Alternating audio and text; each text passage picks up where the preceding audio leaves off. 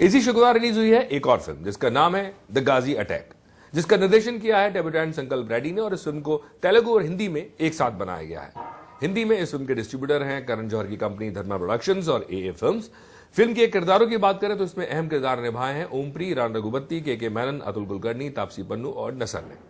हालांकि गाजी अटैक की शुरुआत में अगर मैं कहानी की बात करूं तो गाजी अटैक के शुरुआत में एक डिस्क्लेमर आता है कि यह फिल्म और इसके कलाकार काल्पनिक हैं, पर सूत्रों की माने तो यह फिल्म 1971 के हिंदुस्तान पाकिस्तान युद्ध के दौरान घटी सत्य घटनाओं से प्रेरित है, जहां पाकिस्तान की सबमरीन यानी पनडुब्बी पीएनएस गाजी के डूबने की घटना घटी थी। फिल्म के अंत में फिल्मकार उस दौर के कुछ तथ्य भी पेश करते हैं। हालांकि यह बात भी सही है कि फिल्म में दिखाए गए कई दृश्य काल्पनिक लगते हैं। खैर, सच्चाई कुछ भी हो, बात करते हैं फिल्म की कहानी की, जिसमें नेवी के आला अफसर हिंदुस्तानी सबमरीन के कैप्टन रणविजय सिंह यानी के मेनन ने यह किरदार निभाया है। उनको समंदर के अंदर पाकिस्तान की गतिविधियों पर नजर रखने का आदेश देते हैं, क्योंकि वो जानते हैं कि रणविजय आक्रामक विचारधारा के हैं। इसलिए इस जिम्मेदारी का हिस्सा वो लेफ्टिनेंट कमांडर अर्जुन वर्मा यानी राणा रघुपति को भी बनाते हैं। हिंदुस्तानी पनडुब्बी को जब भनक लगती है कि पाकिस्तानी पनडुब्बी विशाखापट्टनम की तरफ बढ़ रही है और इसका इरादा आईएनएस विक्रांत को तहस नहस करने का है, तो कप्तान पीएनएस गाजी पर हमला बोलने का मन बना लेता है।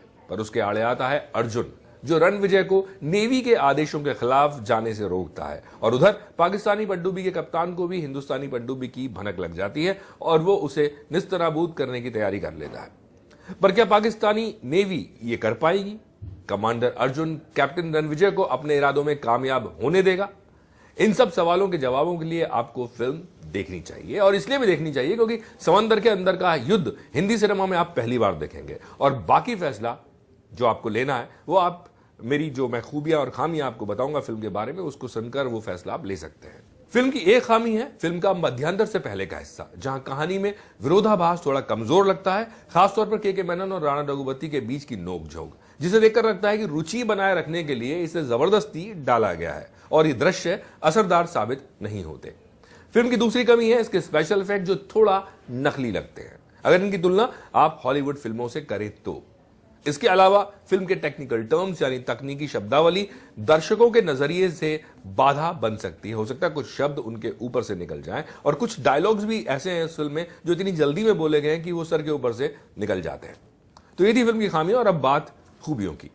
फिल्म की पहली और सबसे बड़ी खूबी है इसकी पृष्ठभूमि, यानी समंदर और उसके अंदर पनडुब्बी में सवार सिपाही जो 250 मीटर पानी के अंदर वहां के हालातों का कई दिनों तक सामना करते हुए युद्ध भी लड़ते हैं।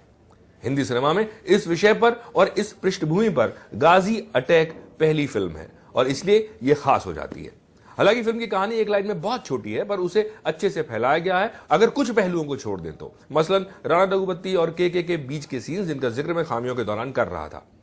एक पनडुब्बी के अंदर का नजारा कैसा होता है, अंदर क्या क्या परेशानियां आ सकती हैं, अंधेरे और गहरे समंदर में किस तरह नेवी को दुश्मनों का आभास होता है और किस तरह वहां हथियारों का इस्तेमाल होता है, ये सब हलचल फिल्म में आपकी रुचि बनाए रखती है और आप भी समंदर के अंदर गहरे पानी में खो जाते हैं। यह है फिल्म की दूसरी खूबी। फिल्म की एक और खासियत है और वो है इसके कलाकार के मेनन का काबिल तारीफ काम। फिल्म में उन्होंने एक आक्रामक अफसर की भूमिका बेजोड़ तरीके से निभाई है, और उतनी ही तारीफ के काबिल हैं अतुल कुलकर्णी, जिनका फिल्म में कमाल का अभिनय है और कमाल के हाव भाव नजर आते हैं, यानी एक्सप्रेशंस। वहीं राणा रघुपति भी अपनी कदकाठी और अभिनय के सहारे अपने किरदार में जचते हैं। साथ ही अदाकारी में के और अतुल से वो ज्यादा पीछे नजर नहीं आते। तापसी के लिए फिल्म में ज्यादा कुछ करने को नहीं था, पर फिर भी उन्होंने बिना बोले बहुत अच्छे एक्सप्रेशंस भी दिए और बहुत अच्छा काम, उनका सराहनीय काम है। इस फिल्म में नयापन भी है, देशभक्ति भी है और रोमांच भी। तो जाइए अपना वीकेंड रोमांचक बनाइए ये फिल्म देखकर। मेरी ओर से इस फिल्म को 3.5 स्टार्स।